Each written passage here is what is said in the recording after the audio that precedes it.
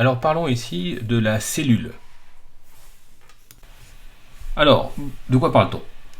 On dit que habituellement la cellule est l'unité structurale fonctionnelle et reproductrice constituant tout ou partie d'un être vivant à l'exception des virus. Alors vous n'allez pas apprendre cette définition par cœur, vous allez retenir simplement qu'une cellule c'est la plus petite forme de vie qui est capable de se nourrir, de grandir et de se multiplier. Souvent on rajoute à la définition que chaque cellule est une entité vivante qui fonctionne de manière autonome dans un organisme pluricellulaire, mais de manière coordonnée avec les autres. Tout ça pour dire que les cellules, lorsqu'elles font partie d'un organisme complexe, vivent en autonomie, mais doivent communiquer les unes avec les autres. Alors l'étude des cellules s'appelle la cytologie, et les cellules sont des unités spatiales qui sont délimitées par une membrane qu'on appelle la membrane plasmique. Et cette membrane permet les échanges de flux entre l'intérieur de la cellule et l'extérieur de la cellule. Tous les moyens de communication de la cellule avec son environnement passeront par l'intermédiaire de cette membrane plasmique. Alors, eucaryote ou prokaryote? Alors, qu'est-ce que ça veut dire eucaryote? Eucaryote, du grec, ça vient propre, caryon, noyau, ça veut dire que les cellules eucaryotes présentent un noyau qui leur est propre, délimité par une membrane. Alors dans certains ouvrages vous verrez enveloppe nucléaire ou membrane nucléaire, c'est la même chose.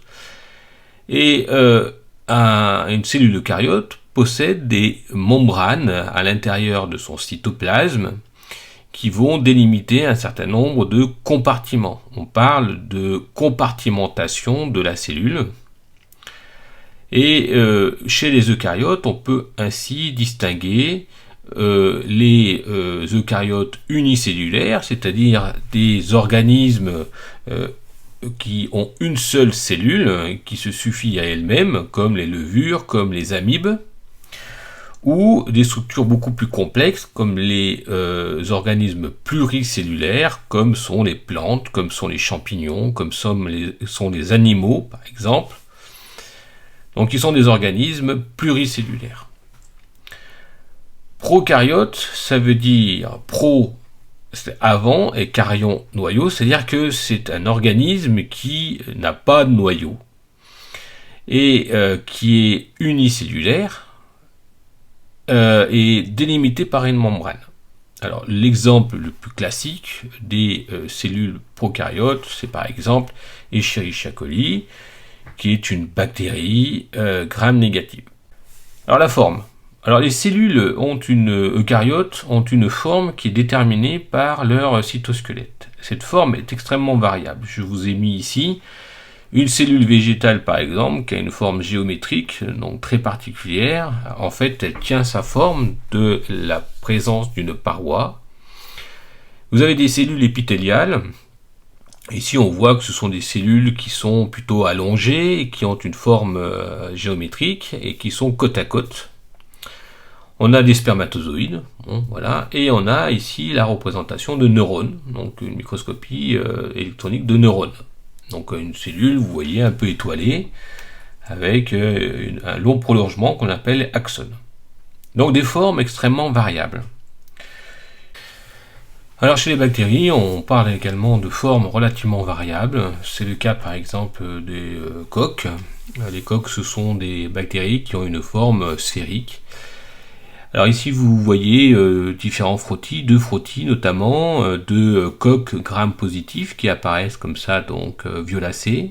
Puis vous avez deux microscopies électroniques, dont une microscopie électronique qui a été retravaillé pour montrer et recolorisé pour montrer effectivement des coques qui sont violacées, gram-positifs.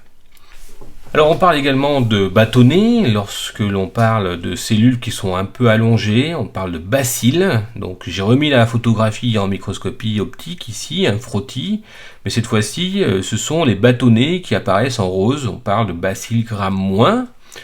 Mais on voit aussi des reconstitutions en microscopie électronique, à balayage. On voit bien ici des bacilles qui apparaissent violacées. Alors, c'est une reconstitution informatique, une colorisation informatique des bactéries en violet ou en vert. Et puis vous avez également un frottis de Bacille Gram+, où on voit apparaître en violet. Donc. Alors, les formes peuvent être également en forme de spirale. On parle de spiroquette. C'est le cas par exemple de Treponema pallidum, qui est responsable de la syphilis. On voit ici en microscopie optique des spiroquettes. On voit bien des cellules qui sont en forme spiralée. Alors, parfois, on parle aussi de formes en tire-bouchon, comme le cas de Borrelia, qui est responsable de la maladie de Lyme. Alors bon, il faut avoir un œil expert pour distinguer plutôt une forme en tire-bouchon ou en spirale. Mais enfin, comprenez qu'il existe différentes formes. On parle aussi de formes en massue, dans le cas des corinébactéries, plus difficile à trouver. Et on voit ici que vous avez des formes un petit peu de massue, caractéristiques des Corinebacteriaceae. Alors, la taille. Alors, les cellules eucaryotes, vous allez trouver différentes documentations. On va dire que ça varie entre 2 et 200 micromètres. Alors, c'est extrêmement variable, puisqu'un globule rouge, même si on pourrait discuter, puisqu'un globule rouge ne possède pas de noyau, on pourrait dire que le globule rouge n'est pas une cellule. Bon, soit. L'idée, c'est simplement de vous donner un exemple. On parle quand même d'érythrocytes. Un cyte, ça veut bien dire cellule. Enfin bon, peu importe. Elle fait à peu près 7 micromètres. Et puis vous avez des exceptions, beaucoup plus grandes. Vous avez des neurones qui font plusieurs centimètres de long, avec des axones qui sont extrêmement longs. Donc en gros, on va dire entre 2 et 200 micromètres, ou dans certains ouvrages, vous verrez entre 10 et 100 micromètres. Voilà, c'est extrêmement variable, mais il faut que vous ayez un ordre de grandeur, en tenant compte que le centimètre reste une exception. Les cellules prokaryotes ont une dimension qui varie de 0,2 à 3 micromètres, donc plus petit que des cellules eucaryotes. Escherichia coli mesure environ 1 micromètre, Staphylococcus aureus fait à peu près 0,5 micromètre. Vous avez ici 3 représentations de microscopie électronique vous montrant l'échelle. Voilà, donc on est de l'ordre du micromètre pour les prokaryotes. Les spiroquettes sont des exceptions, ce sont des bactéries qui sont très grandes, donc vous allez de l'ordre de 10 micromètres, donc de l'ordre de grandeur de la dimension d'une cellule eucaryote. Donc vous voyez, on a toujours des exceptions dans les dimensions. Alors, les cellules peuvent être mobiles ou pas. Donc, chez les prokaryotes, vous avez par exemple des bactéries Gram- ou Gram+, qui sont totalement immobiles, voilà, qui forment des espèces de palissades, des tétrades. Enfin, vous avez différentes organisations cellulaires qui font que on peut les distinguer. Donc, elles sont immobiles, et puis vous avez des bactéries qui sont mobiles, qui sont équipées d'un flagelle, et qui leur permettent comme ça de se mouvoir. Alors vous avez ici un Escherichia coli au 157 qui présente un flagelle, mais vous avez Listeria monocytogenes et autres qui présentent donc une mobilité importante. Ensuite vous avez les cellules eucaryotes. Alors les cellules eucaryotes, pareil, les cellules qui sont impliquées dans les tissus épithéliaux par exemple ne sont pas mobiles a priori, sont implantées dans les tissus et forment des tissus, mais il y a des cellules eucaryotes qui présentent une mobilité. Vous prenez le cas d'un spermatozoïde, c'est facile à imaginer que c'est une cellule eucaryote mobile. Les lymphocytes sont capables de se déplacer également d'un compartiment à l'autre du milieu intérieur par diapédèse, par une déformation de la cellule, mais vous avez aussi toutes les cellules comme les amibes qui sont des cellules eucaryotes et qui, elles, sont capables de se déplacer dans un milieu liquidien à l'aide de prolongements cellulaires. Le macrophage peut également se déplacer à l'aide d'une déformation cellulaire et de pseudopodes qui lui permet comme ça d'englober les micro-organismes. Bon, bref, les cellules eucaryotes peuvent être mobiles.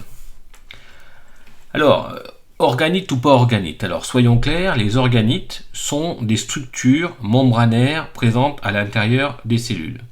Alors chez les prokaryotes, c'est très clair, on ne parlera pas d'organites. Les prokaryotes présentent une paroi cellulaire, présentent une membrane plasmique, un cytoplasme, des ribosomes qui sont impliqués dans la synthèse des protéines, un matériel génétique donc qui est généralement circulaire, et qui, en plus on peut trouver d'autres ADN qui sont plus petits, qu'on appelle des plasmides. Parfois on peut retrouver des flagelles ou des Fimbriae, des capsules pour certains micro-organismes, mais aucune structure membranaire à l'intérieur donc de la bactérie. Chez les eucaryotes, il existe donc des membranes, comme je vous l'ai indiqué, qui sont à l'intérieur du cytoplasme et qui délimitent des compartiments, et c'est ce qu'on appellera des organites. Alors, la membrane plasmique, la paroi cellulaire que l'on peut retrouver chez les cellules végétales, le cytoplasme, le ribosome, le cytosquelette qui donne la forme aux cellules et les flagelles ne constituent pas les organites. Les organites sont des structures particulières délimitées par des membranes. C'est le cas du noyau qui contient le matériel génétique. C'est le cas du réticulum endoplasmique rugueux ou granaire, qui est le lieu de fabrication des protéines qui ont pour vocation d'être sécrétées à l'extérieur de la cellule. Ensuite, vous avez le réticulum endoplasmique lisse, qui est le lieu de synthèse des lipides, entre autres. La mitochondrie, c'est donc un compartiment membranaire cellulaire très important pour le métabolisme énergétique, donc formation de l'ATP. L'appareil de Golgi est un lieu très important pour la maturation des protéines et des lipides qui ont pour vocation d'être sécrétés en dehors de la cellule. Alors le lysosome est le lieu de la dégradation des macromolécules et le peroxysome c'est le lieu de détoxification cellulaire, c'est-à-dire le lieu où vont être éliminés les toxiques qui pourraient dégrader la cellule.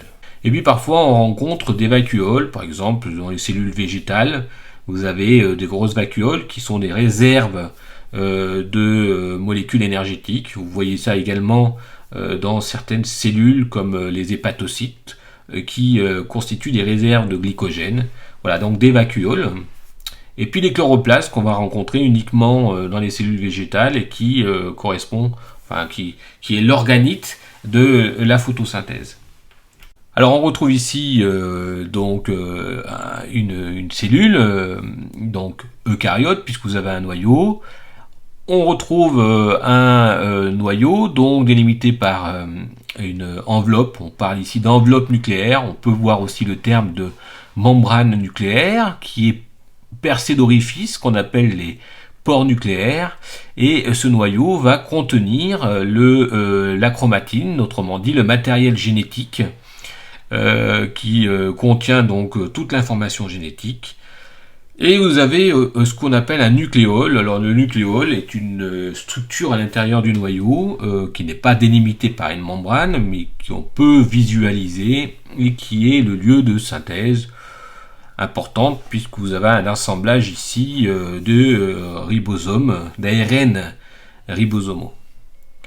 Alors tout autour du noyau, souvent attenant à la membrane, vous avez un réticulum endoplasmique rugueux, donc je vous rappelle, lieu de synthèse des protéines. Vous pouvez, donc ce réticulum endoplasmique rugueux est caractérisé par la présence de nombreux ribosomes à la surface des membranes. Or je vous rappelle que les ribosomes permettent la synthèse des protéines. Alors je répète encore une fois, les ribosomes ne sont pas un organite, mais le réticulum endoplasmique rugueux est un organite cellulaire. Alors on voit ici l'appareil de Golgi, donc site de maturation, on voit un peroxysome, alors c'est en général une structure donc un petit peu sphérique comme ceci. Les mitochondries qui ont une structure très caractéristique avec une membrane interne et une membrane externe, qui est donc le lieu de la synthèse de l'ATP. Alors on retrouve à peu près les mêmes organites cellulaires dans une cellule végétale. On voit en plus ici une paroi qui donne la forme géométrique d'une cellule végétale. Et puis on retrouve ce qu'on n'a pas trouvé dans les cellules animales, c'est-à-dire qu'on voit des chloroplastes. Ces chloroplastes étant le lieu de la photosynthèse. Mais cela dit, on retrouve toutes les autres organites que nous avons cités préalablement. Voilà, donc on peut faire une petite discussion sur l'origine des cellules. Alors, c'est une théorie qui a été énoncée en 1979. Alors, le postulat dit que la mitochondrie dériverait de bactéries qui seraient capables de respirer en aérobiose, que les chloroplastes dériveraient des cyanobactéries, qui sont des bactéries qui existent et qui sont capables de faire effectivement de la photosynthèse, mais ça reste une théorie.